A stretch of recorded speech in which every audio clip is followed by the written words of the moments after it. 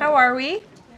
I apologize for my tardiness. It's quite the newsy day, and I was with the president talking about that news, so I look forward to taking your questions on it. But first, I want to talk about President Trump's historic and incredible speech last night. The American people and the entire world watched President Trump powerfully lay out how he's renewing the American dream in a record-breaking joint address to Congress. And Americans loved what they heard. According to a CBS YouGov survey, an overwhelming 76% of those watching approved of President Trump's speech last night. The president spoke about how he's taken more than 400 executive actions on his key promises. The expectations were high, and President Trump is exceeding them. According to brand new polling from the Daily Mail, President Trump has never been more popular as his approval ratings are reaching historic highs. More Americans believe America is headed in the right direction than the wrong direction.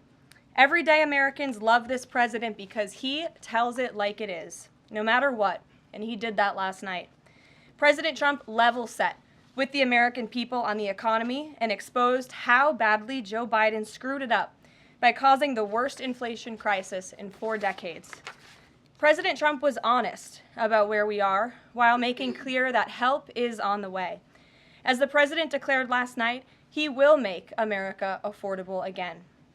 Last night, you also saw who motivates the president to work so hard. Everyday Americans, who President Trump shined a spotlight on last night in his speech. From Mark Fogel, who President Trump was finally able to reunite with his family and his beautiful 95-year-old mother after being detained in Russia, to Peyton McNabb, whose heart-wrenching story motivated President Trump to end men in women's sports, and to Allison and Lauren Phillips, the mother and daughter and sister of Laken Riley, who President Trump honored by signing the Laken Riley Act to ensure her name will live on forever. In other amazing and surprise moments, President Trump honored the life of Jocelyn Nungare, who was brutally murdered by illegal alien gang members. He ensured Jocelyn will never be forgotten by renaming a national wildlife refuge in her home state of Texas to honor her life. And in one of the greatest surprise moments of the night, DJ Daniel, an incredible 13-year-old boy who is beating brain cancer, saw his dreams fulfilled by President Trump when he was made an honorary Secret Service agent. And finally, after nearly 4 years, President Trump delivered justice for the families of the 13 American heroes who were killed at Abbey Gate in the Biden-botched Afghanistan withdrawal, which was one of the worst humiliations in the history of our country. President Trump announced that we have detained Mohammed Sharifullah, the monster who was responsible for that horrific attack, and he was delivered to Dulles Airfield earlier this morning.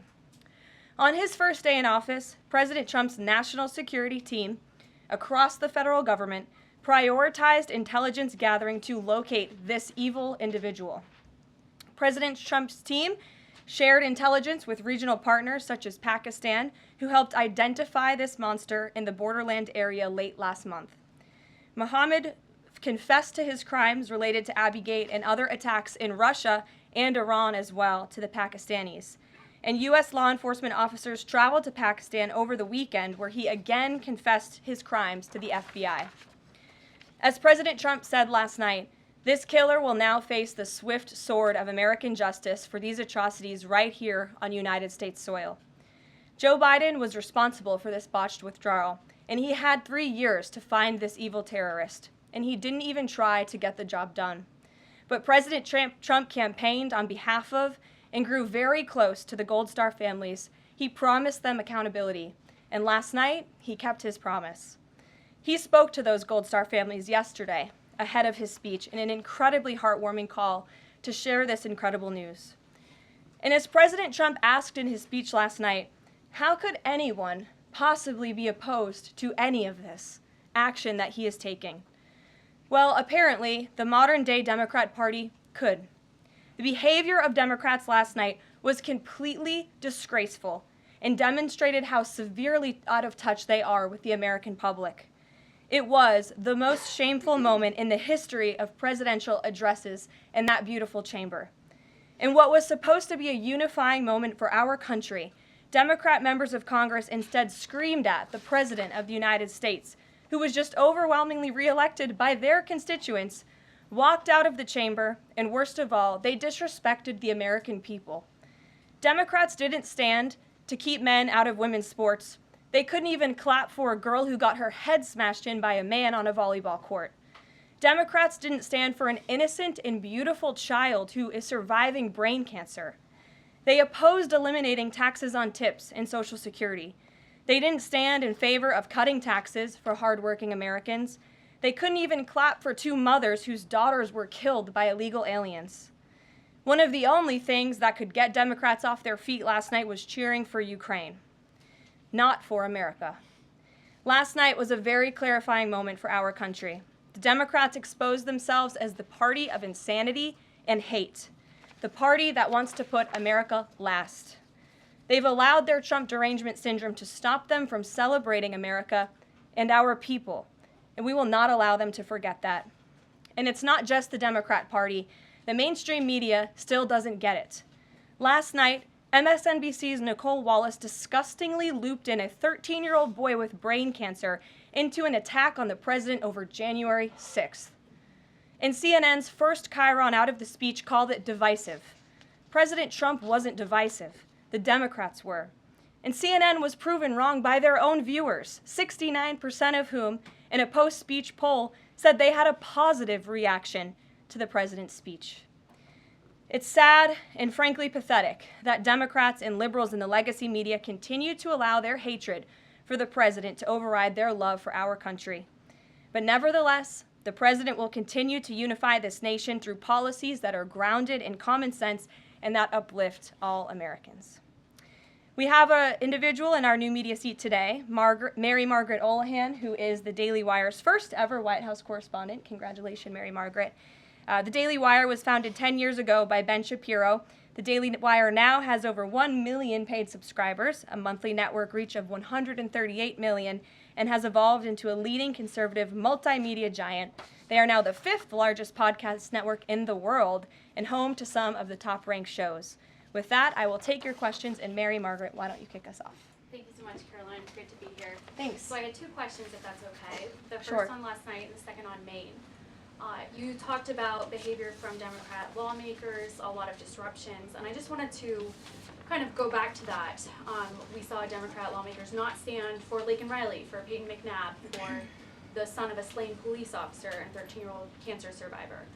What are the optics of that nationally, just in terms of not just the people who were in the room last night, but across the nation? And also, was President Trump expecting this type of behavior when he was crafting his speech? So I gave a quote to one of the media outlets in this room yesterday that Democrats behaving like children would be the least surprising thing of the night. And unfortunately, that quote did turn out to be true. I think the president and everyone, frankly, was surprised by the Democrats refusing to stand for not the president's policies, because frankly we expected that, but for the everyday Americans who President Trump was shining a light on their stories. Mark Fogel, for instance, an American school teacher who was detained by the Russians. President Trump freed him. If Joe Biden had done that, they all would have been on their feet, but because of it came from President Trump, they weren't. So we think it's very sad, but we're very proud of the president today, and the American people are the people that this president cares about most, and the reviews are in, and everybody loved his speech. Thank you. And then on Maine, we know that the governor of Maine has really pushed back against the president's executive order saying that boys should not be in girls' sports. I spoke with a lawmaker from Maine this morning who told me she'd been censured by state lawmakers for calling a man and speaking up on this. What is the next move for the White House in this battle to protect the integrity of women's sports? Yeah, well, the Department of Education has sued the state of Maine. As you know, there's ongoing litigation. The president has made a commitment to ensure that states are being held accountable if they continue to allow men in women's sports, which he believes is an egregious violation of taxpayer dollars. And so that fight continues, and the president won't back down. Again, this is a common sense policy. 80% of the American people, including more than 60% of Democrats, do not want men in women's sports. So the president will stand by this commitment. Thank you. Gabe, good to see you in here. Good to see you, Caroline. A couple questions. One, can you confirm that the president held talks with the big 3 automakers today, speaking about potentially delaying tariffs? I can confirm, and I'm glad that you asked, because the president sent me out here with a statement directly from him on this. I saw it was reported earlier today by Bloomberg News, and he wanted me to share this with all of you. We spoke with the big three auto dealers. We are going to give a 1-month exemption on any autos coming through USMCA. Reciprocal tariffs will still go into effect on April 2nd, but at the request of the companies associated with USMCA, the president is giving them an exemption for 1 month so they are not at an economic disadvantage. So the three companies that he spoke to are Stellantis, Ford, and General Motors. They requested the call, they made the ask, and the president is happy to do it. It's a 1-month exemption. And the president just posted on social media that he had spoken with Prime Minister Trudeau. He says he's not satisfied with what the Prime Minister has said when it comes to fentanyl, but less than 1%, as you know, less than 1% of the fentanyl seized last year was in the northern border. What else does Canada need to do? Well, the president did just put out a statement on his call with the governor, Justin Trudeau, as he calls him, of Canada, and he said that he was not pleased, as you said. He said it's not good enough. He told Prime Minister Justin Trudeau that directly. The call ended in a somewhat friendly manner, as the president said, but he's not going to stop standing up for the American people. And to answer your question directly when it comes to fentanyl, for the last 4 years, unfortunately, our neighbors to the north and the south, Canada and Mexico respectively, have allowed America to be a dumping ground, not just for illegal aliens, but for illegal, poisonous, deadly fentanyl, which is now the #1 killer of young people in this country aged 18 to 34. Through the northern border in Canada, in last fiscal year alone, there was enough fentanyl seized to kill 4.8 billion people. And that number is up 2,050% from 2023, the year before. So there's been more than a 2,000% increase in illegal fentanyl seizure at the northern border. Why? Because Canada is allowing that fentanyl to come to the United States. The president sees these numbers. He thinks about the lives that are lost. And everybody in this room, I'm sure, everybody watching at home, everybody across the country knows someone in our lives who has been killed at the hands of this deadly poison. There needs to be repercussions for that. The president feels very strongly about it. But Caroline, respectfully, it's just 43 pounds that were found last year. That's less than a carry-on suitcase. Is that a lot of fentanyl compared to, say, Mexico, where the vast majority of the fentanyl is brought in through Mexico, not Canada? So what else does Canada need to do? Well, I just told you, last year alone, there was a 2,000% increase in illegal fentanyl. But it's only 43 You're asking pounds, me, Caroline. you're asking me for what the president's justification is for these tariffs. It's not up to you. You're not the president, Gabe. And frankly, I think it's a little bit disrespectful to the families in this country who have lost loved ones at the hands of this deadly poison. If you talk to them, and this president has, they are grateful that they finally have a president who is standing up to both Canada and Mexico, and most importantly, to China as well. The president added an additional 10% tariff on China because this deadly poison is being produced in that country. It's being distributed through our neighbors, and there needs to be consequences for that, period. Peter. Thank you, Caroline. If the U.S. has a longstanding policy that we do not negotiate with terrorists, then why is the U.S. now negotiating directly and for the first time ever with Hamas? Well, when it comes to the negotiations that you're referring to, first of all, the special envoy who's engaged in those negotiations does have the authority to talk to anyone. Israel was consulted on this matter. And look, dialogue and talking to people around the world to do what's in the best interest of the American people is something that the president has proven is what he believes is good faith effort to do what's right for the American people. Is it just about the hostages, or are they also talking about the president's plan to take over Gaza? These are ongoing talks and discussions. I am not going to detail them here. There are American lives at stake. I would defer you to the Department of State for further details, but I'm not going to get into those talks here at this And podium. we know that some officials here were miffed that Zelensky showed up last week without a suit for his meeting in the Oval Office, but Elon Musk never wears a suit. He did last night. So what is the dress code? Well, Elon Musk wore a suit last night. I'm sure you saw it. Was he spooked by the Zelensky getting kicked out? No, I don't think so. I'm just pointing out that he did wear a suit last night, and I think the president liked that very much, and he looked great. Speaking of the president, he just passed me a note while I'm standing here. He wanted me to hold this up. This is the poll that I cited, the CBS YouGov poll that shows that 76% of those who watched the president's speech last night approved of his speech. And so it goes to my earlier point that I made in my monologue about how incredibly sad it is that we have a modern-day Democrat Party who is so severely out of touch with the American public. This is a great poll. The ultimate poll, though, came on November 5th when the president won by an overwhelming margin that he spoke about last night. Democrats weren't happy to hear that either. Ouija. Thank you, Caroline. Back on tariffs, last night President Trump said there will be a little disturbance, but we're okay with that. Can you put a dollar figure amount on how much the average American family should expect to pay as this disturbance? And why should Americans be okay with that when so many are already struggling to pay the bills? Well, first of all, last night, the president told the truth. And he was realistic, and he level set with the American people.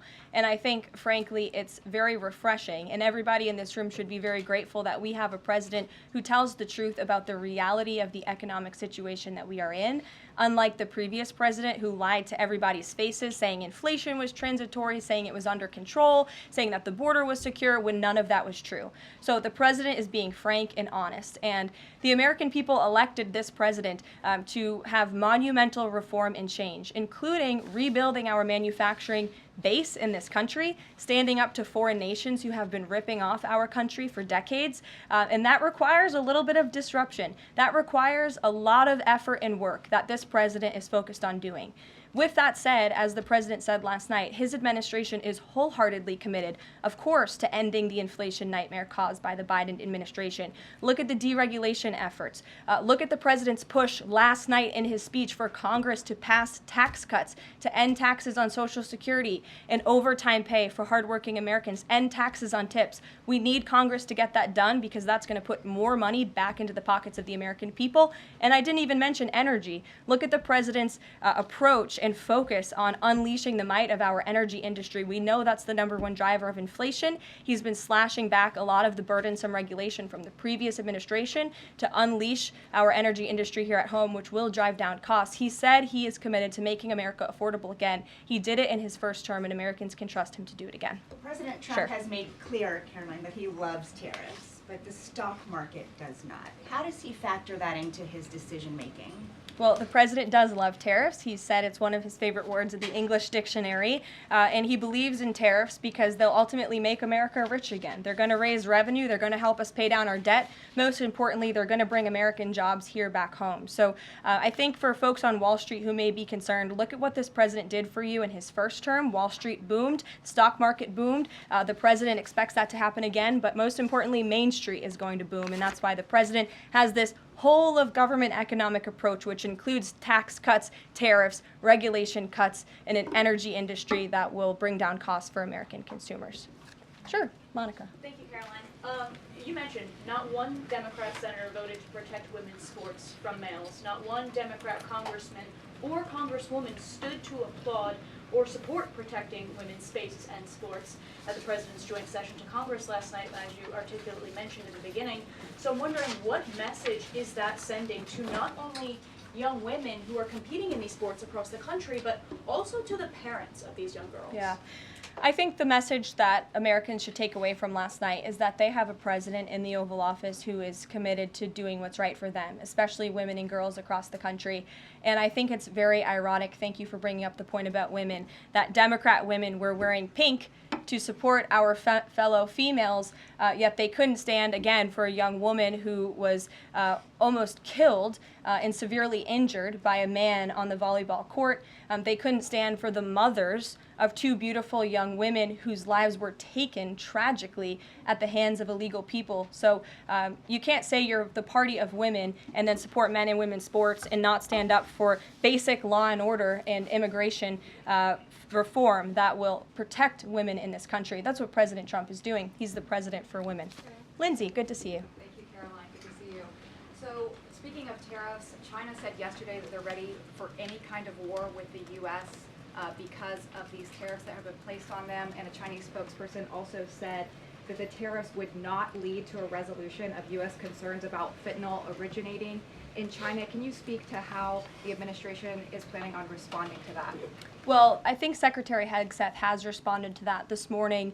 He said that America will always be prepared to defend itself, especially under the leadership of this president in the Oval Office, and that certainly remains true. Again, when it comes to tariffs, the president has been very tough on China, not just now with 20% and more with the reciprocal tariffs that will hit on April 2nd, but look at what he did in his first term. There were billions of dollars worth of tariffs that he implemented on China, and it's quite telling that the previous administration did not rescind those tariffs because they realized the value that they had in not only deterring China, but also raising revenue here in the United States. Rachel. Thanks, Caroline. Just a quick follow-up, two quick follow-ups on tariffs.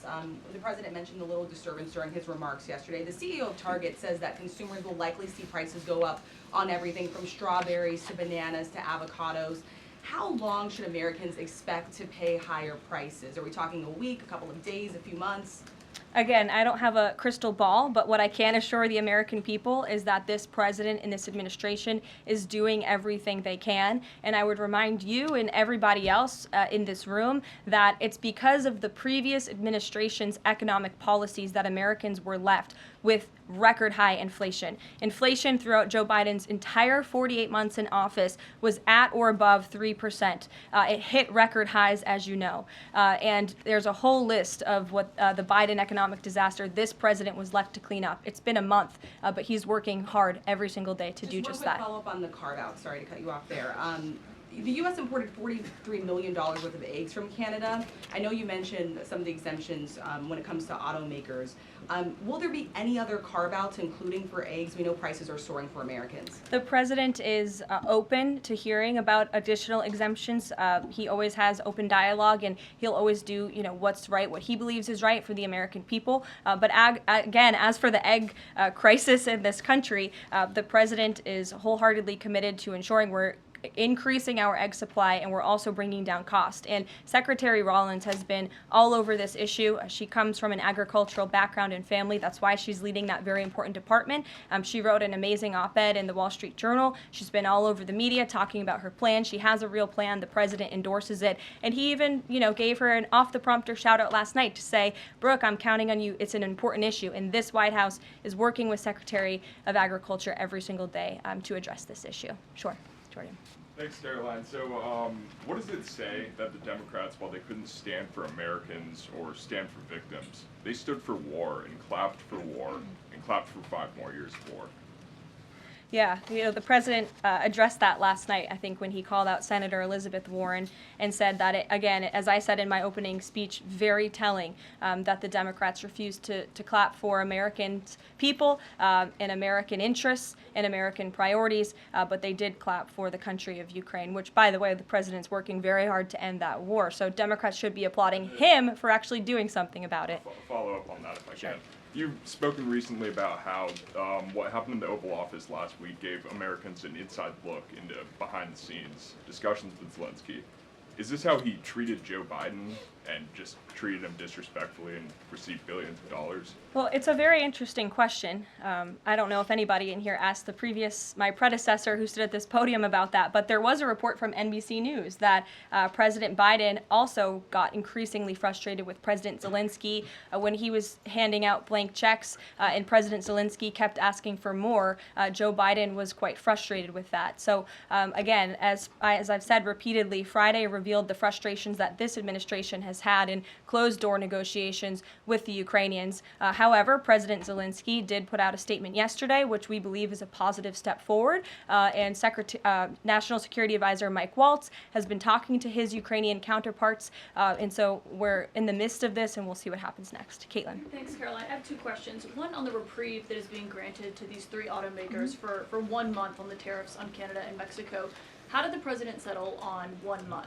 Mm-hmm. The reciprocal tariffs will go into effect on April 2nd, and he feels strongly about that no matter what, no exemption, so that's where the 1 month comes from. Does he expect them to be able to shift production within a month? He told them that they should get on it, start investing, start moving, shift production here to the United States of America, where they will pay no tariff. That's the ultimate goal.